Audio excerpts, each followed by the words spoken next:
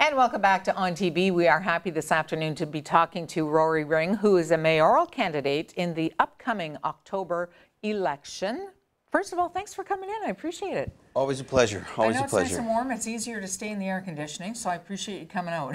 That's terrific, because you know what? I mean, with the subject matter that we're going to talk about, things are heating up all over the place. Yes, I would say. Okay, so we're going to talk about an open letter that you've written today, published today, and the headline reads, "The mayor cooks the books."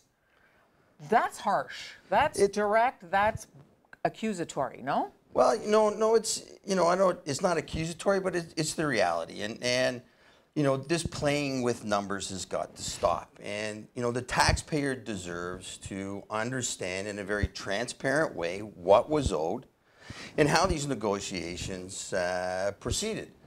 Why did we spend $535,000 on lawyers that had absolutely added no value to this process?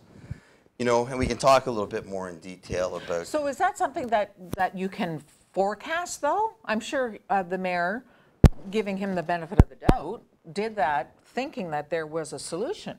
Sure, absolutely. And the thing is to really understand, and this is the point, that the city and those negotiating on behalf of the citizens of Sault Ste. Marie understood the position that they were in. And that's understanding the security position that they have. So when you owe taxes to the city, you owe taxes to the city. And the city has the ability to establish a lien.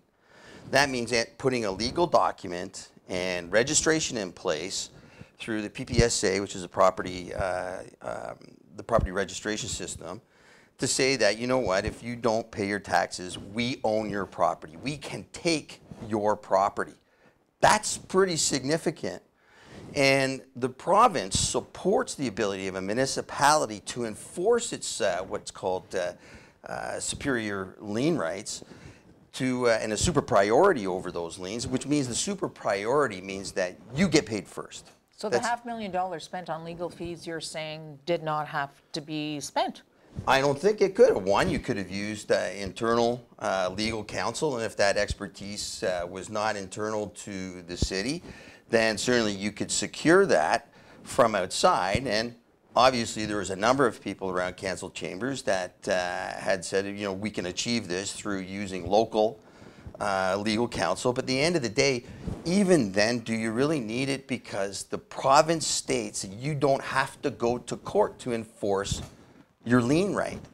So that's like me going and saying, I'm not paying my property taxes. You know what's going to happen? The sheriff shows up at the doorstep and says, pack your bags, you're out of here. We own your house. The city has enforced some of these things to take over some of the derelict properties in Gore Street and some other places. So it's not like they come into this without any experience on how to enforce their super priority and their lien rights. So why are we spending $535,000 on lawyers in Toronto to exercise something that we actually don't need them to do for us? What do you think the thinking was behind that? I'm sorry, I don't know. I was not privy to any of those discussions, and you'd have to ask Mr. Provenzano about that. And that bill started at $70,000 and escalated to $535,000. With some consternation being expressed by the city councillors representing their ward. I asked because you were the, of course, CEO of Chamber of Commerce at that time, and I know you're directly involved with business workings in the city. With regards to numbers, you said they're misleading at the very best. It's time for the mayor to step up and own the actual numbers. Very confusing in general. So what are his numbers and what are the right numbers, in your opinion? Well, I mean, the mayor will have to, and Christian will have, and the city will have to sort of do that. When you look to the affidavits through the courts in the CCAA process, there's talk about $14 million being owed prior to the registration under the CCAA. There's media reports that have the number at $30 million. They have them at $36 million. But then you start to play with, the assessed value and the timing around that assessed value, and then the negotiation of the assessed value, what actually happened outside of the court. So you really, again, did not need to spend $535,000 to have that negotiation.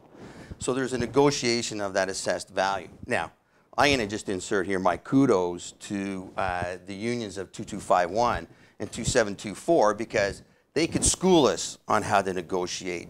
They've come out of this with really basically everything they asked for because their members deserved it. And I think I look at it from the same perspective that our taxpayers, whether it's commercial, industrial, or residential, because we all pay, deserved a better negotiation of this, an establishment of the number. Yes, it's nice we got some money, but at the end of the day, did we get what we deserved? I don't know about you. If I went to the city and asked for a 45% discount on my home taxes, they'd look at me like I was from outer space.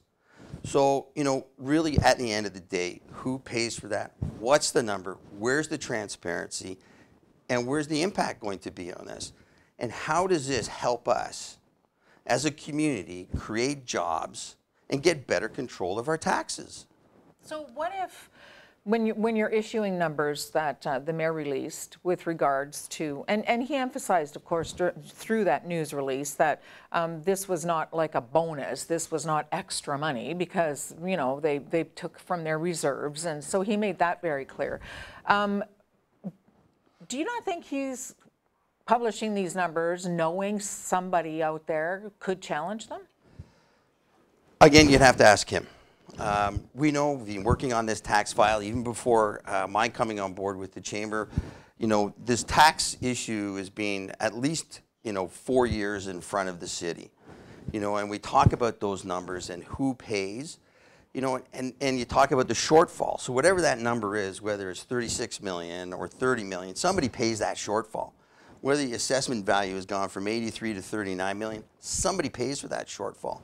So again, what's happened is, you know, we have a number of suppliers here who have lost money to the tune of $25 million, and now they're paying for as well the difference in the assessed value because that money collected stays in the same pool. They still collect the same $9.8 million from the same people. So you find that those small businesses like the Sioux Foundries, the Algoma Steels, Rector, you know, SIS, all those that are still within that, you know, subjected to those that accounts receivable, you know, non-collectible, are now going to be paying more money for the property tax shortfall. So again, what is the true impact of this? So tell us specifically the numbers that the mayor released and how you think they're wrong and what your opinion the numbers are. I don't say the numbers aren't wrong. Okay. I say the numbers aren't the reality of what the true loss is. So he's skewing the numbers? All numbers can be managed to tell a story, right? So really what we want is the real story. You know, we say the city was owed 23 million and we got 21.9. Well, the reality is in all the reports that you see, using the assessed value of 83 million, we were owed anywhere from 30 to 36 million dollars. What is that number? You know, what is the real number, and how, you know, and through that negotiation, how did that real number get discounted to the 21.9 million? You know, that was through a negotiation which the mayor had decided he would take lead on. So, you know, you got to own the result. And that number is the number, and that shortfall is far greater than the 3 million that you're speaking to. And where were there any penalties? What were the interest charges? Where are all those things that as a citizen would have been applied to the shortfall of my residential tax payment? So with regards to taxpayers, as a taxpayer, this is, you know, like I said when we first started, it's such a confusing. There's numbers everywhere. And average person, in my opinion, isn't getting the whole, you know what, we finally are going to get some taxes back is the bottom line for a lot of people in our community. And there's relief. It's a good thing. And you're saying that it's totally bad, or is there some good to it? No, I mean, it's good to get the money. It's bad that we didn't get what we deserved. And will we really see will the taxpayers see that money back to their pockets? Absolutely not. In the last 4 years, taxes have gone up by almost 11%. The industrial occupied tax rate has gone up by 56.7%. Yeah, they get 10 years to pay it, but it's still gone up by that amount. So really, do we see any money back? putting the money back into reserves is just that. So we liquidated our reserves because of the cash shortfall. And keep in mind too, we used some of that reserve to artificially discount the actual tax levy. So they made a decision. So this tax increase of 11% over 4 years was actually higher until they used up the reserves during a time of crisis to artificially reduce the tax rate for the residential component. So there is a lot of numbers, and don't get me wrong, it's complex. But saying it's complex is not an excuse for transparency. You know, you really need to lay it on the table and understand, you know, who's going to pay what. That legal fee of $535,000. That sticks in your craw, I can tell. That's bothering you. It increases your tax bill by 0.5%. Wow. 0.5%. Like, and that's a lot of money. It is. It's a lot of money. That's, especially because the community's been nervous and scared for a time. You know, absolutely. And that's money that people use to, you know, pay for medical devices. They use that to pay for hydro. They use that to pay for food. Invest in their retirement. Pay for an education. You know, and that's, you know, we need to stop taking money out of the taxpayer's pocket and let them keep some of it. You know, and this is at, you know, not just at a municipal level, but at all levels of government. We have to understand when we take a tax dollar from a person, a citizen, they're not spending that in other places.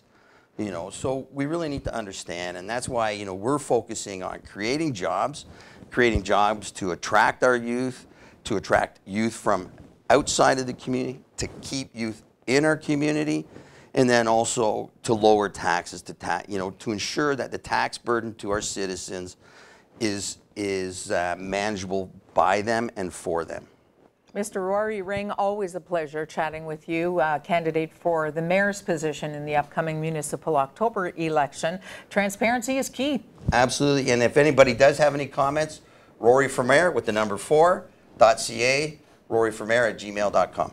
Good to see you again. Thanks so much. Thank you very much. Greatly we'll wait appreciate for a it. reaction on this. Thank you. Thanks. We'll be right back on TV.